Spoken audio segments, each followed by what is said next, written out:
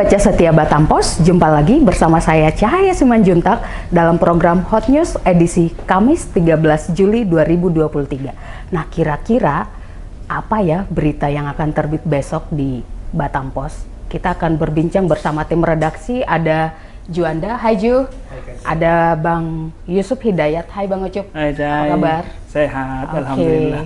Iya, saya pertama ke Juanda dulu nih, Ju. Apa nih kiriman reporter dari lapangan? Sejauh ini tadi saya lari sebentar ke ruang redaksi. Ada sekitar 20-an berita ya. Tadi saya nggak hitung berapa pastinya, tapi ada sekitar 20-an berita yang sudah masuk di email redaksi dan semua itu itu tidak hanya dari Batam, ada dari Tanjung Pinang, ada dari Karimun dan juga dari yang lainnya ya. Nah, berita-berita ini nanti akan diolah nih untuk di kelompok-kelompok nih, halaman 1 siapa, metro mana, Prokepri mana. Nah, sejauh ini ada yang berita-berita yang menarik ya, yang cukup menarik itu soal masih adanya di sekolah SMA 1 yang siswa-siswa menunggu berharap masuk SMA 1. Padahal tahun ajaran baru sudah mulai ya? Sudah mulai, MPLS sudah mulai. Lalu lalu ini ada sidangnya Ombudsman, juga ada pertemuan BC Singapura dengan Police Guard-nya Singapura, pertemuan BC Becukai kita, Becukai Batam dengan Police Guard Singapura. Lalu pasien ring jantung yang banyak di RSUD. Nah, lalu buka tutup di Yutun di arah ke Tiban sana, Sekupang sana. Nah, lalu juga ada verifikasi Bacalek. Nah, ini beberapa berita aja ya, tapi nanti yang menentukan berita nih ini halaman mana? Nah, Bapak ini. Iya, saya penasaran mengenai kunjungan Bea Cukai dengan Police Guard Singapura. Itu membahas tentang apa ya? Membahas berbagai hal ya Kak, saya terkait beberapa hal. Yang paling pasti itu penyelundupan ya, hal seperti itu. Nah, ya nanti kalau mungkin lebih rincinya ini koran Batam. Iya. Terima kasih Ju. Lumayan menarik nih berita untuk besok. Kalau untuk kelompoknya ini mana, penjelasan lebih rinci mungkin Pak Firman bisa menjelaskan ya. Ini maksudnya untuk halaman satunya apa, metronya apa, untuk paket. Iya. Nah, Bang Ucup, itu bagaimana nih tanggapan redaksi nih mengenai tahun ajaran baru sudah mulai, tapi masih ada segerombolan atau grup ratusan siswa yang masih berharap dimasukkan ke SMA Negeri 1. Apakah SMA Negeri 1 ini memang masih jadi favorit di Batam, Bang? Iya, kita fenomenanya itu orang berebut dulu. Sekarang masalah favorit nggak favorit sebenarnya udah nggak ada lagi. Kasta itu udah ada, sistem zonasi tadi.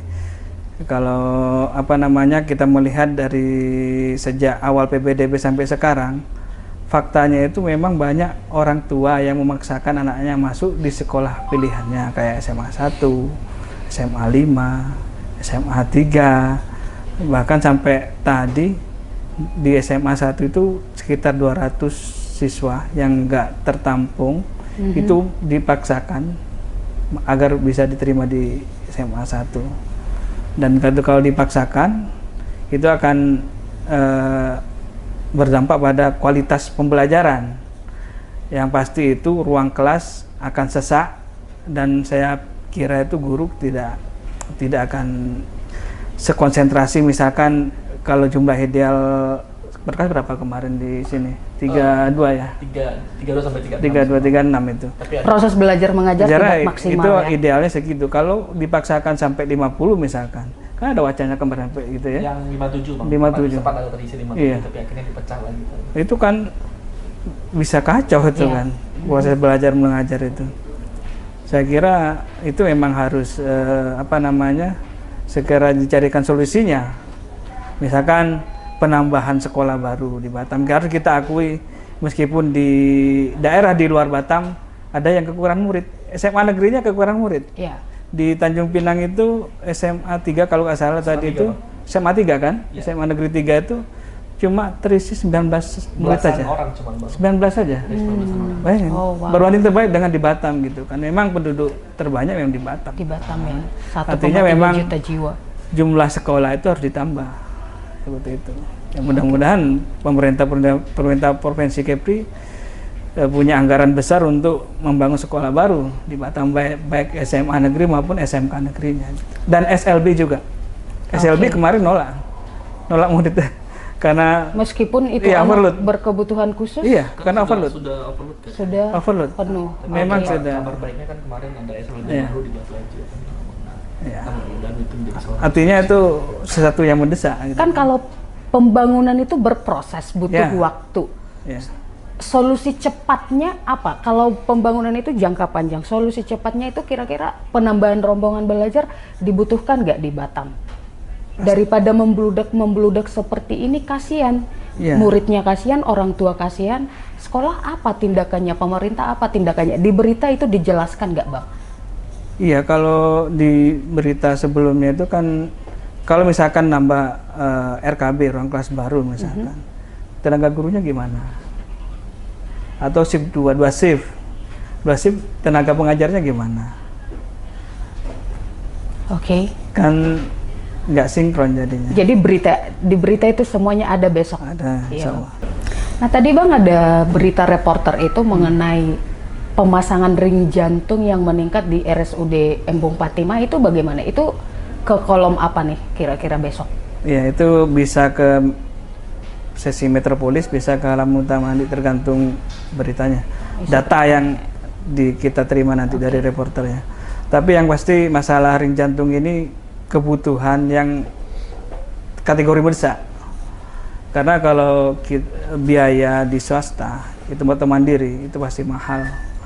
Agak heran kalau pasien penyakit jantung atau mau pasang ring jantung ke RSUD itu meningkat, ya agak heran. Karena BPJS kan, itu BPJS. Itu dan termasuk tinggi juga di Batam ya? Tinggi, pasien di Batam penyakit tinggi. Jantung. Iya. Okay. Selain itu apa nih berita-berita yang highlight untuk terbit besok? Yang untuk metropolis saya kira ini masalah persiapan di Sub Kota Batam yang akan memberikan kewenangan parkir gitu ya ke pihak ketiga atau swasta. Itu kan kemarin awalnya kan gini, pendapatan dari restribusi dari sektor parkir itu kan selalu tak tercapai dari tahun ke tahun itu kan. Jadi Kepala Dinas Perhubungan yang sekarang ini berinisiatif untuk melemparkan kewenangan parkir ini ke pihak ketiga.